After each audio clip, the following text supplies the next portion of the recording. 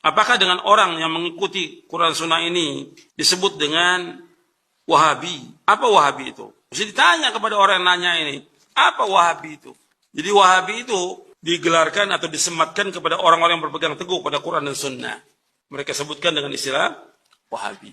Namanya Muhammad bin Wahab. Beliau mentajdid agama ini karena di Jazirah Arab sudah banyak kesyirikan. Sudah banyak bid'ah. Syirik dan bid'ah itu banyak sekali sudah.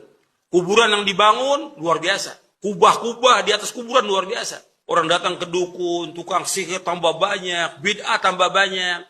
Maka beliau datang untuk memperbaiki agama ini.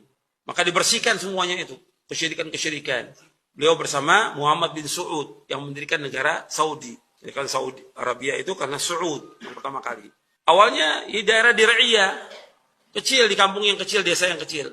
Berkembang terus sampai jadi negara Saudi. Dan ini manfaat. Yang tadinya orang banyak berbuat syirik, orang menyembah kubur, beliau dakwahkan.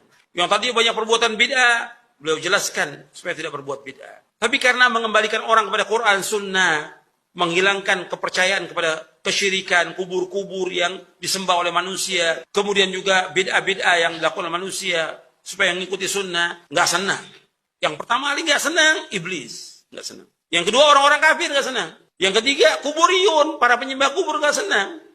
Yang keempat, ahlul ahwa, ahlul bidah nggak senang. Nah sekarang bagaimana supaya menjauhkan orang, bagaimana kata Ibnu Qayyim, menjauhkan orang dari pemahaman yang benar ini? Apa yang pasti sematkan? Wahabi. Wahabi sematkan nggak pas. Karena namanya Muhammad bin Abdul Wahab, mestinya Muhammadi. Kalau nisbahnya mesti Muhammadi.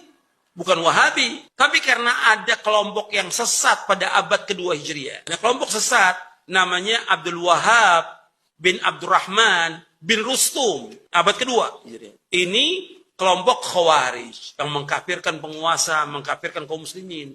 Dan dia punya daulah. Di mana tempatnya dia? Di Maroko dan Aljazair. Ini Abdul Wahab bin Abdurrahman bin Rustum.